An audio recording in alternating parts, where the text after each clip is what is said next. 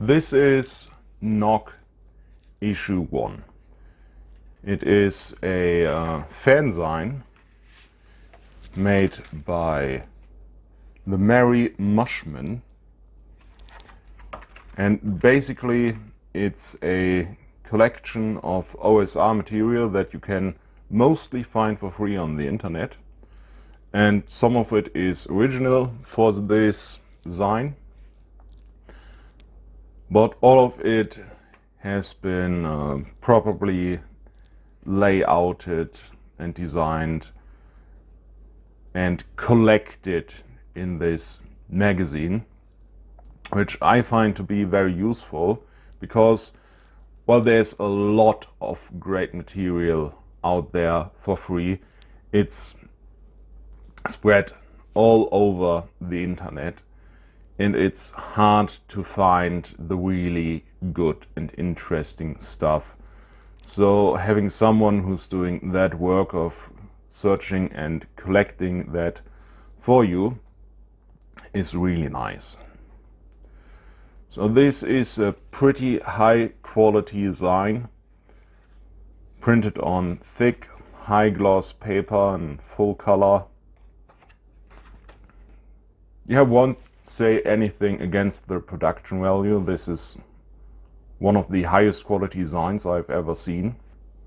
But I just want to throw the idea out there that you could do a role-playing game, do it in the manga format, make it anime themed, make it something like Record of Lodoss War, and put that in a bookshelf at a comic shop or wherever there are manga. You could put that role-playing game next to the manga, and some random manga people might pick it up. And that way you might get new customers into the role-playing scene. With all the isekai and fantasy manga and anime out there, I think there would be a market for it. And you would, of course, have to print in the regular manga format, in the regular manga way, which is black and white on a relatively cheap pulp paper, offered for an affordable price. I don't want to mean that as a knock on this, but as an idea, as a reminder that there is probably a market out there for a low-cost pulp role-playing game. But let me show you the highlights of this NOC magazine, Volume 1. It came with this bookmark, and even on this bookmark there's some nice illustration and a magic item, a book of random spells that you can randomly generate by rolling on these tables, which is pretty neat. There's hardly any space wasted in these. Next highlight is the slipcover.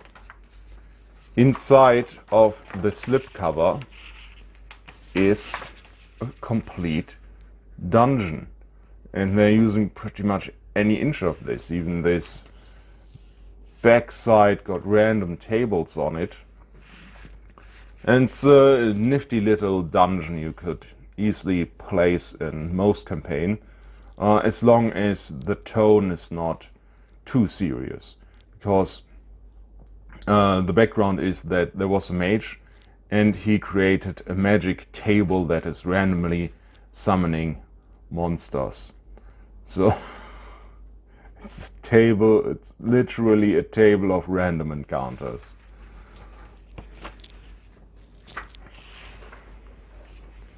Now let me show you my highlights from inside of the magazine.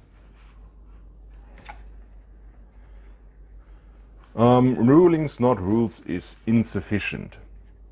I've made a video about this before, where I explain why I like the idea of rulings instead of rules, but this is a more complete look at the topic. For rulings instead of rules to work, you need to have the proper surrounding framework. On a system level, there needs to be the room to have this ruling. If there is already a lot of rules in the system, you would rather use the rules instead of rulings. I myself got a problem with this. I mean, when there are rules in a system, I like to follow those rules.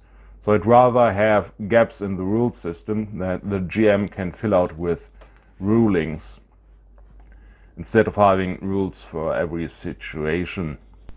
I really dislike not following the rules. When there are rules I could follow, it just feels wrong to me. So I'd rather not have rules and then use the rulings. And on the level of the adventure, there also needs to be room for these situations that can be solved with creativity and impromptu problem solving instead of relying on abilities your character has and rules and skills. Then on the DM level, you not only need to make these rulings, make them possible, you should also lean to the player's favor when making these impromptu solutions. Give them a bit of leeway and reward their creativity rather than shutting them down all the time. Though, depending on your group, that may be hard. And on player level, finally, you have to look for these impromptu solutions. You have to gather the information, you have to look at a problem from different angle and then, of course, try out these solutions rather than throwing a fireball at everything. What do the monsters want? This is something, especially when I was playing back at 12 years old, we wouldn't think about. Just there's a monster, roll initiative attack. But every monster should have a motivation to do what it is doing. And in Dungeons and Dragons Basic from 1981, there used to be a table you can roll on, so you don't have to come up with the initial reaction a monster has when it encounters the party. And this gives a wider variety of possibilities how to interact with the monsters or just NPC encounters you meet during your adventure, reminding you that combat is not the only possibility in the game. Combat is not the only solution for everything in the game. We also get an additional table here. You can roll on to find out what a monster wants.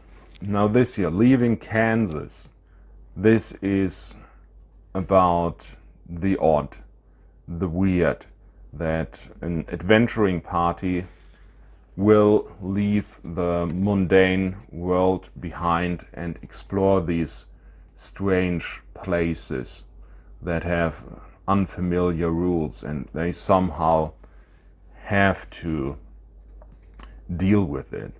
This is the Wizard of Oz, this is Alice in Wonderland. This is also part of the hero's journey, that the hero will leave the familiar behind and go into the strange magical world, into the underworld, and come back changed, which is also an important part. After all this weird adventuring, the adventurers should come back into the mundane world and interact with it to highlight how the heroes have changed, what they have taken away from their adventure.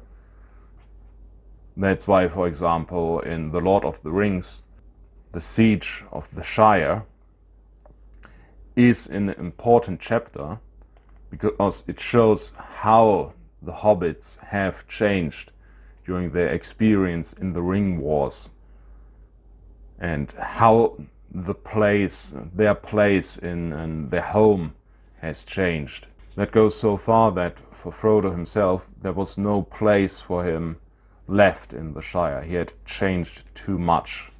What I want to iterate again, especially if you're running a horror game, something like Call of Cthulhu or something like Curse of Strahd, anything with horror elements, between these strange, horrible events, you need to have quite mundane scenes to ground the adventure and to ground the heroes in the mundane, so the horrible doesn't become the new normal. So have the heroes visit some villages with some normal taverns and do normal people stuff between high risk, horrible dungeon delving. As you might notice, while there are a lot of tables and monsters and items and anything you can put into your game right away, what I find really interesting is this theoretical stuff,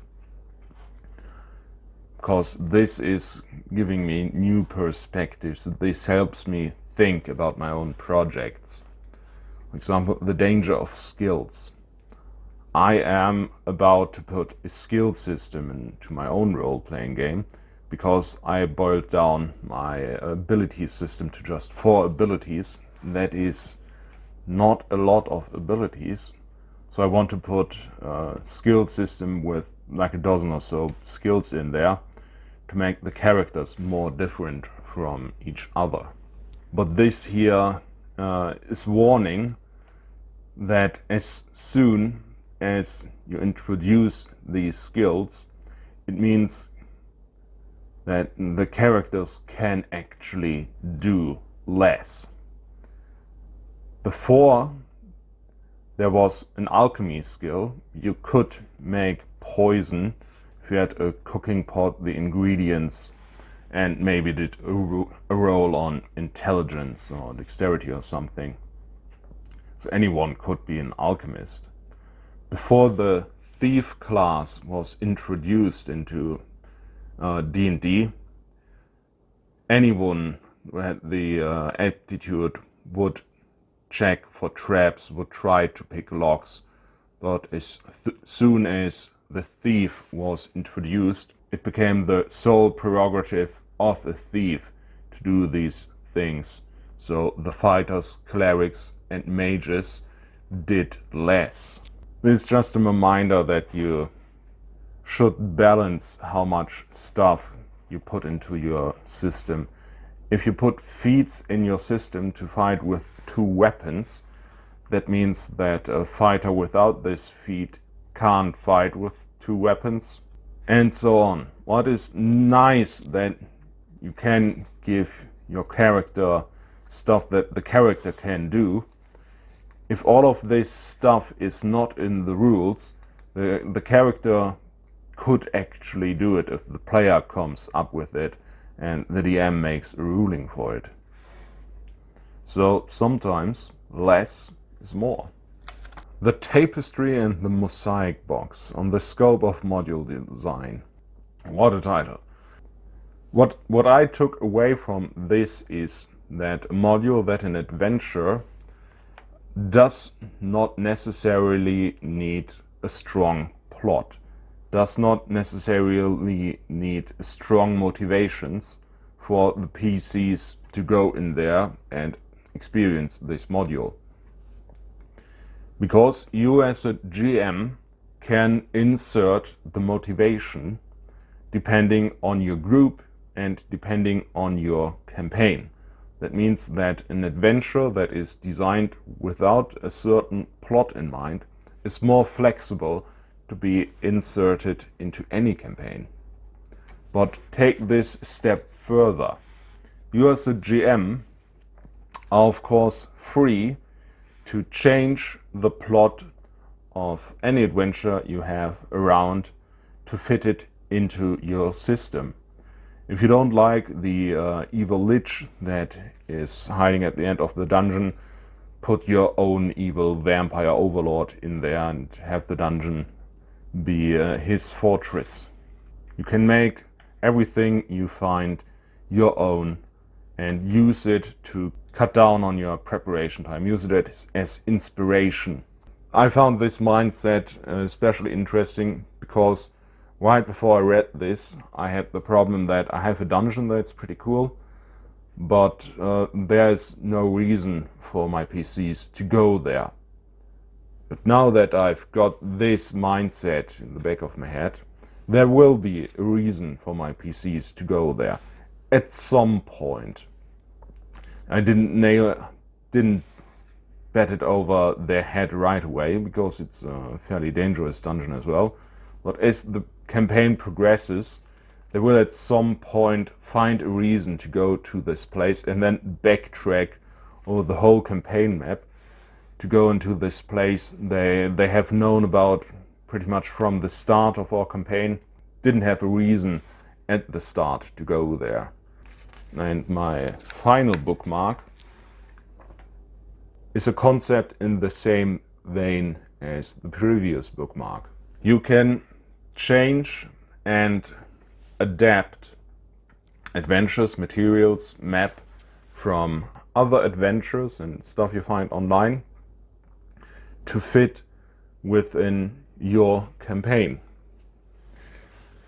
This is the Caves of Chaos from the classic module Heaped on the Borderlands. And they've got 8 variants here, how you can use this map to represent something else. What I found is the vertical caves. Instead of having this as a top-down view, this is a side view. And the map would be something like a funnel where the adventurers climb down into, and all these rooms are connected by vertical shafts and ladders and ropes and elevators you have to traverse to get further down and down into the dungeon. Or put it on the side, or use it as intended and just change the theme. Change the scale, make everything giant scale and put giants in there. Replace everything magic in there with technologies and suddenly you've got a space station. And just this flexible attitude, this hacking attitude is something I really enjoy in the whole OSR scene. That's my last bookmark. There's lots and lots of stuff in here you can use and drop into your game right away. Get your inspiration. But these were my highlights. That's all I've got for today. Thanks for watching and goodbye.